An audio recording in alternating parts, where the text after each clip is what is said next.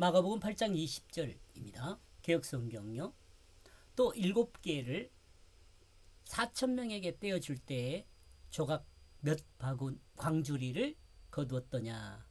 이르되 7인이다. 그때 그 7개로 그 4,000명에게 행할 때, 이건 제가 번역한 내용입니다. 이 문장으로 떡 7개와 물고기 2마리, 두어 마리로 4,000명을 먹였던 사실에 대하여 이해하지 못한 사람은 이 말에 대한 답을 들을 수가 없습니다. 예수님께서 그 물고기 2마리, 여기 2마리라고 그러는데 귀여운 물고기죠. 익두스요.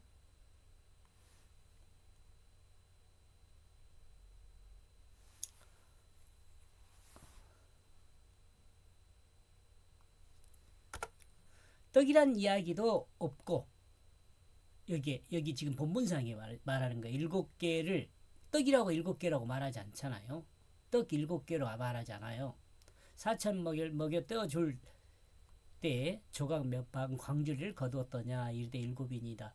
요 7이라는 것은 제자들의 대답이죠.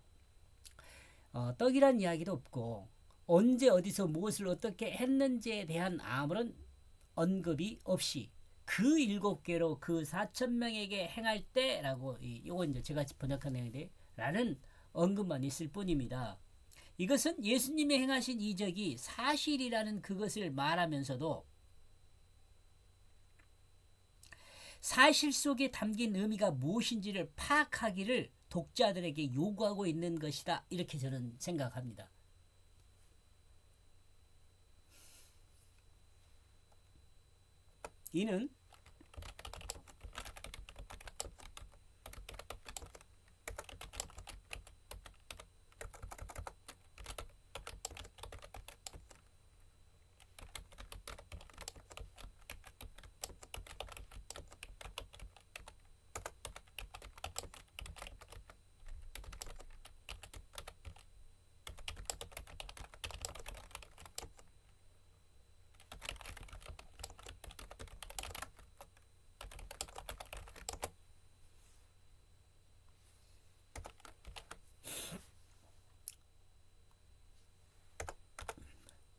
이는 역사적 사실로만 알지 말고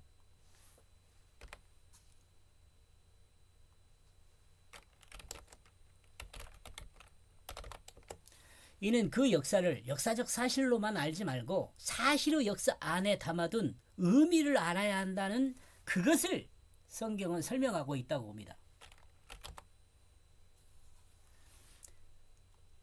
그 7개로 그 4,000명에게 행할 때 이 말을 예수님께서 행하신 그 이적의 사실의 역사만으로 이해하지 말고 7개라는 완전한 떡, 완전한 말씀, 4,000명이라는 그 사방으로 복음이 퍼져나갈 것, 이런 것들을 알아야 한다는 것을 성경은 말하고 있다고 봅니다. 조각으로 가득 몇 광주리를 너희가 채웠느냐. 몇 광주리를 너희가 채웠느냐. 예수님은 제자들이 모르는 것을 물어보고 있는 것이 아니죠. 경험한 사실을 물어보고 있죠. 모든 그것을 보고 듣고 기억한 그것을 말하고 있습니다. 제자들이요. 예수님 제자들의 그때의 사건과 가르침을 모두 예수님이 행하신 이적입니다. 가르침은 예수님 제자들이 경험한 그때의 사건과 가르침은 모두 예수님이 행하신 이적이며 가르친 것이라는 그 사실,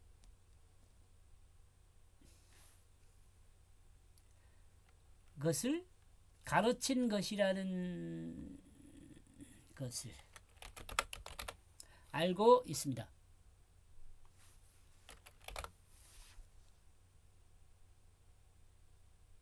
또 기억하고 있어요.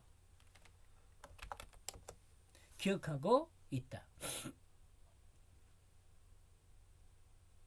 이 내용은 여러분 뭐 몇 번 이야기한 것 같죠? 익두스라는 거죠. 익투스라고도 하기도 하는데 그냥 익두스라고 합시다. 발음이 그런 거예요. 발음상.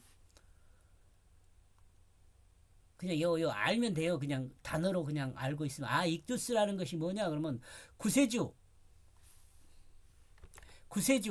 하나님 아들 예수 그리스도 요 머리끝자 5을 모아가지고 헬라어 익두스라는 글자로 되어서 초대교회에서는 물고기 그림이 그리스도인요. 그리스도가 아니라 예수를 믿는 사람, 예수를 닮은 사람.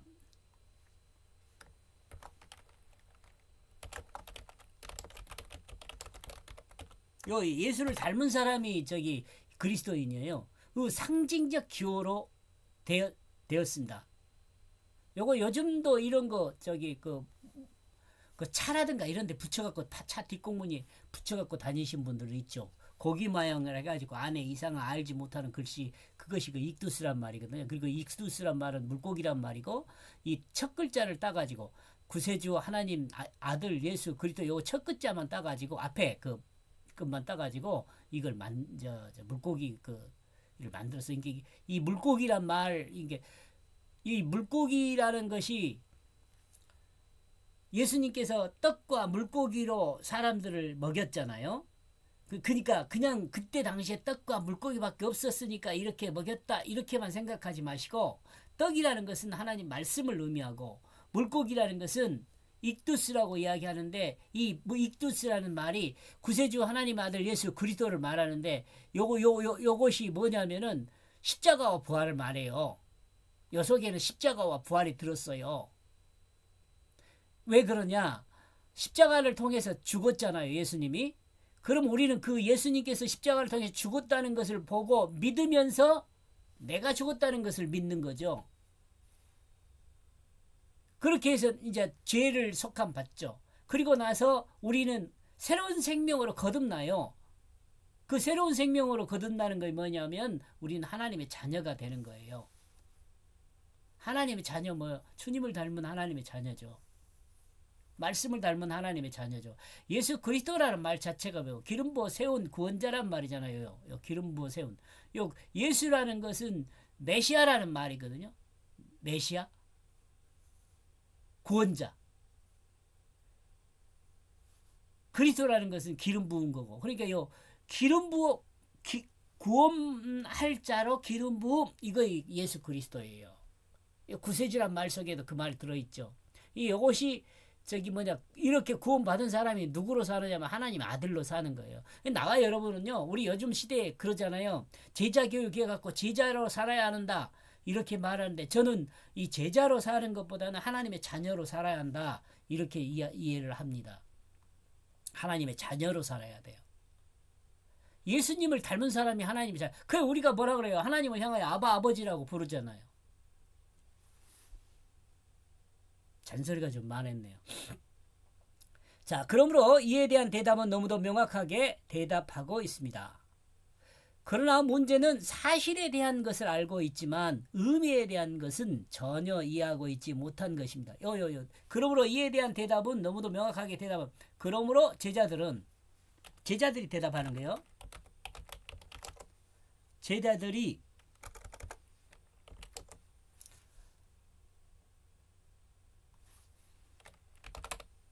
제자들이 이에 대한 명확하게 대답을 해요.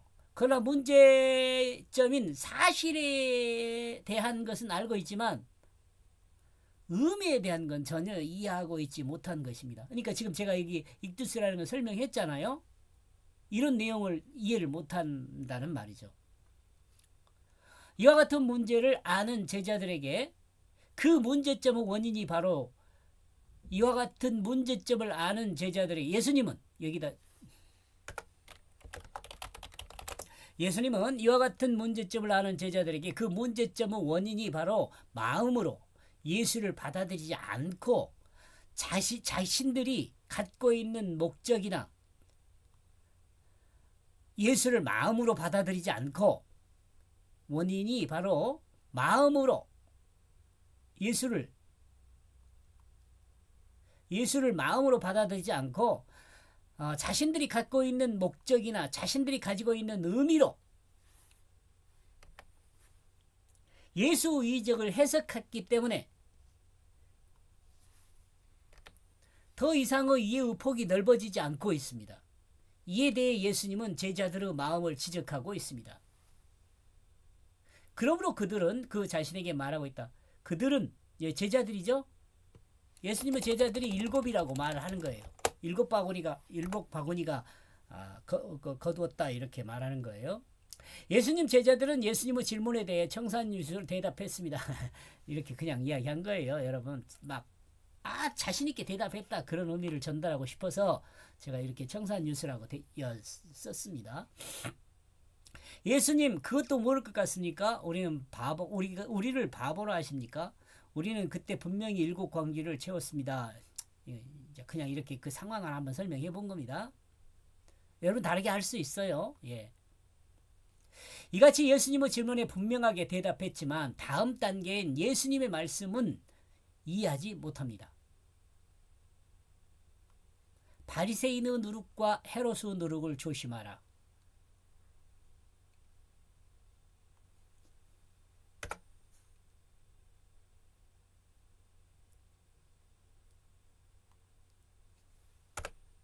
이렇게 가봅시다. 예. 예수님의 말씀을 이해하지 못한 것이다. 예수님의 이 말씀을 이해하지 못한 것이다.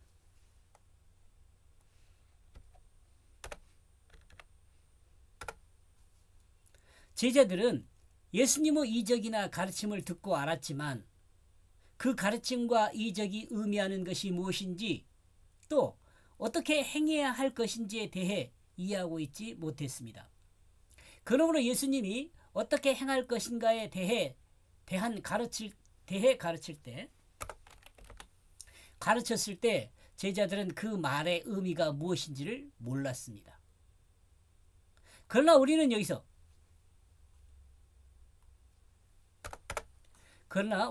이 글을 읽는 초대교회 성도들도 이 교훈에 대한 의미가 무엇인지 이해하지 못했다고 볼 수는 없습니다.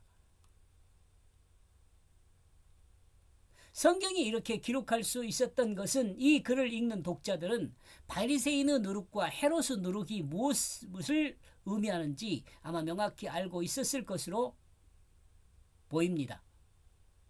그렇게 성경은 이 비유를 통해 의미를 전달했을 것입니다. 그렇게 성경은 이 비유를 통해